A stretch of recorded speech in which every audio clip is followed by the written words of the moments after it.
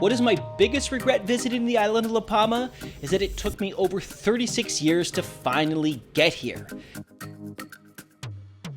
The Canary Islands offer so much, it's absolutely ridiculous.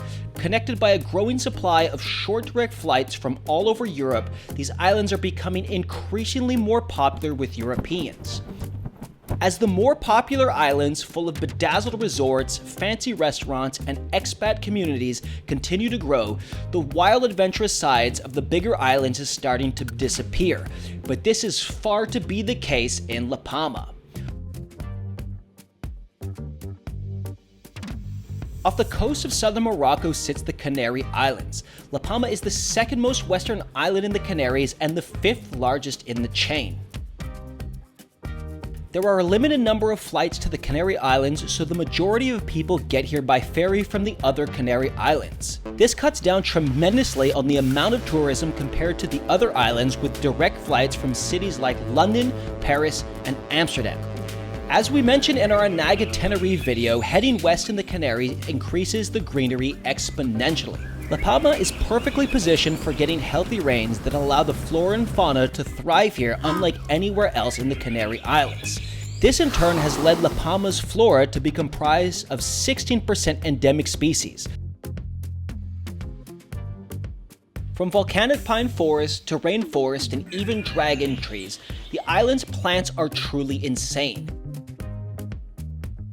Due to its location and its volcanic topography, the island does not have too many terrestrial animals. However, there are a few endemic species of lizards and birds that call La Palma home.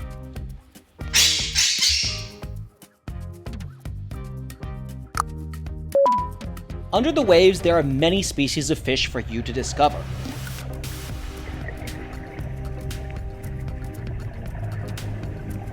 There are also some very cool large rare species like butterfly rays and angel shark.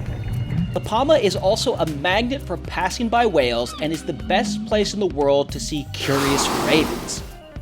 However, the flora and the fauna are but the cheese on this incredible pizza. The volcanic base of the island is truly what makes La Palma stand out as the island of rugged cinematic adventures. You might remember that La Palma had a major eruption in 2021 and has had frequent eruptions over the past several decades.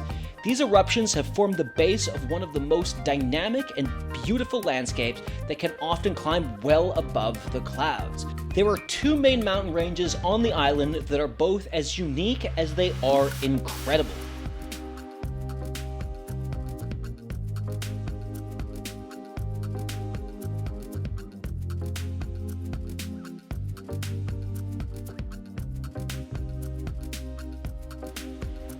With a maximum altitude of 1,933 meters, the Cubre Vieja is still a very active volcanic zone.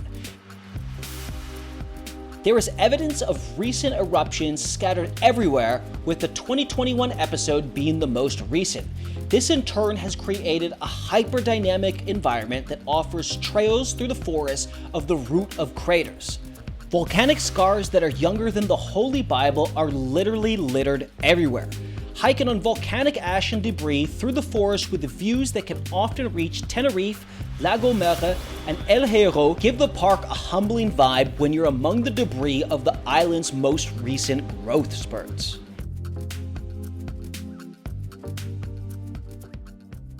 To the north of the Cubre Vieja sits the Caldera de Taburiente, with a rim that averages over 2,000 meters and cliffs that average over 1,500 meters descending into the forest below. Words and videos are not accurate enough to portray the magnitude of awesomeness contained within La Palma's heart.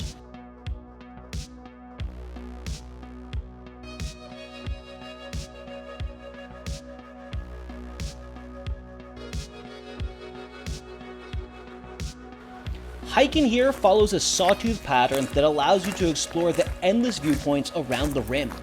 The Roques de los Muchachos viewpoint sits at 2,426 meters and is the highest point on the island. It can be easily accessed by car, so literally everyone, including those who require extra assistance, can take in the jaw-dropping views from this lookout point. We've done a whole video that covers this in more detail that you can check out after this one.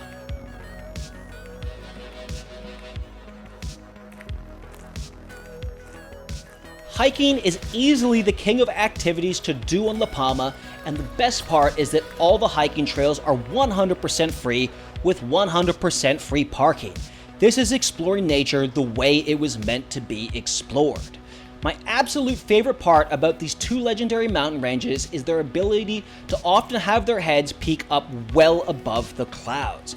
This in return gives you a perfect place to be when it's cloudy and rainy at sea level, where you can explore a buffet of viewpoints with an additional element of beauty. Regardless of your interest in the outdoors, being above the clouds is something that's truly extraordinary. This feature, coupled with the fact that the island is very far away from light pollution, allows it to have some of the clearest skies in the world. La Palma is the second best location for optical and infrared astronomy in the Northern Hemisphere, only after Mount Mauna Kea in Hawaii.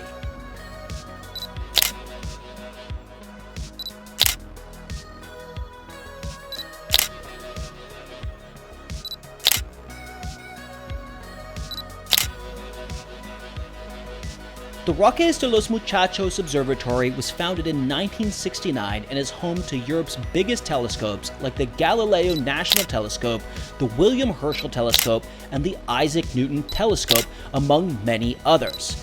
People make their way up to the top to admire the stars, as even those with no astronomical knowledge will be blown away by the jaw-dropping clearness of the stars. We spent 3 nights parked up at the top and could have easily spent another week, as it's hard to tire of views like these.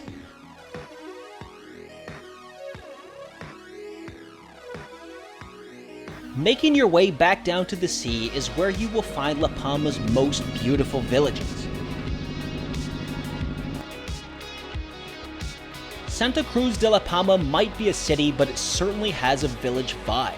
The village is rich with local Canarian culture, and if you're lucky enough to be there during a holiday or festival, you're in for a very cool show.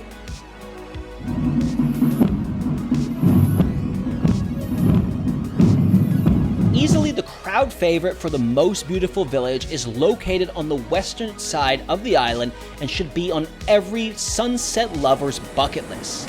La Candelaria de Porís is a fishing village that sits inside a cave at the base of a cliff where the sun only enters once a day at sunset. There is truly nothing even remotely close to this in terms of sunset vibes on the entire island, let alone the entire Canary Islands. Since the base of the island is very volcanic, beaches and swimming locations are limited. The majority of the perimeter of the island is jagged, and jumping in the water here might just be the last thing you ever do. There are beaches at Tazacorte, Los Llanos, and Santa Cruz de La Palma, but the best place by far to go swimming are the rock pools of La Fajana. This is where La Palma will really blow away all your expectations. I can guarantee you personally that you have never visited a place quite like this. Videos don't even come remotely close to doing justice to really how cool this place is. Since only a human with the lowest of IQs would ever dare jump into the water that surrounds La Fajana, these volcanic rock pools were built in symbiosis with the existing shape of the cove to provide you with pools that even billionaires don't have in their backyards.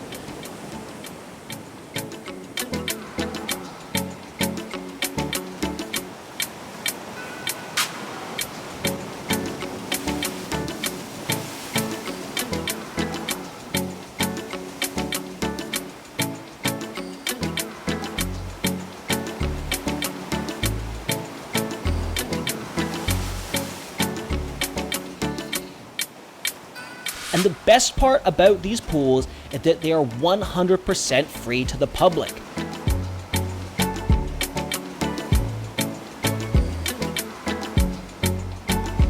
As far as checking all the boxes, La Fajana goes well beyond that, and on the best of days, you can even spot whales while having epic pizza parties just like this.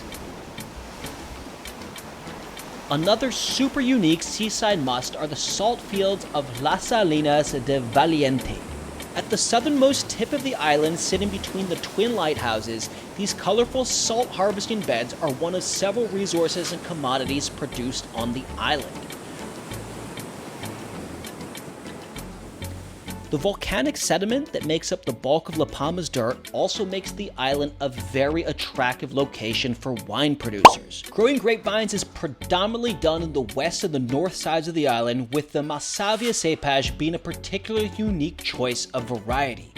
Wine tours like in France are possible, and wine itself reflects perfectly its robust location.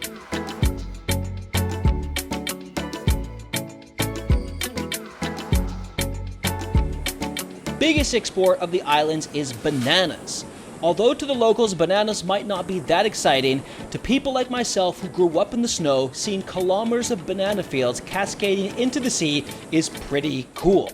It's a wonderful way to spend a morning hiking through the plantations of the north and admiring these incredible trees that have unarguably the coolest flowers on the planet. La Palma has the charm of being lost and forgotten on a secluded island that still has a fair balance of tranquility and mainland comfort. Even though the island has only 880,000 residents, getting supplies on the island is quite easy. With fantastic grocery stores like Spar, Lidl, and Mercadona, you are likely not going to miss anything you can't get on the mainland.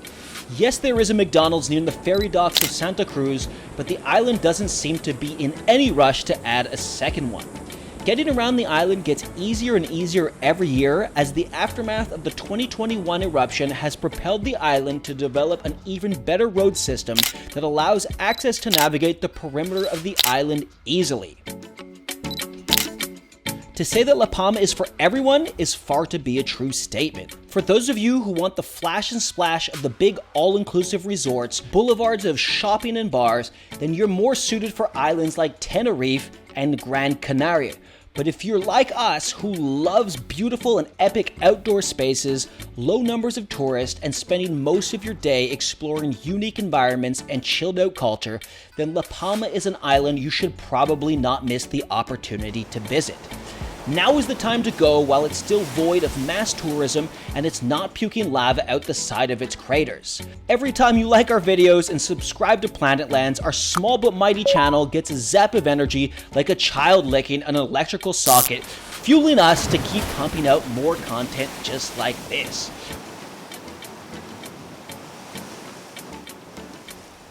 We hope you've enjoyed this video, and always remember, adventures don't happen at home.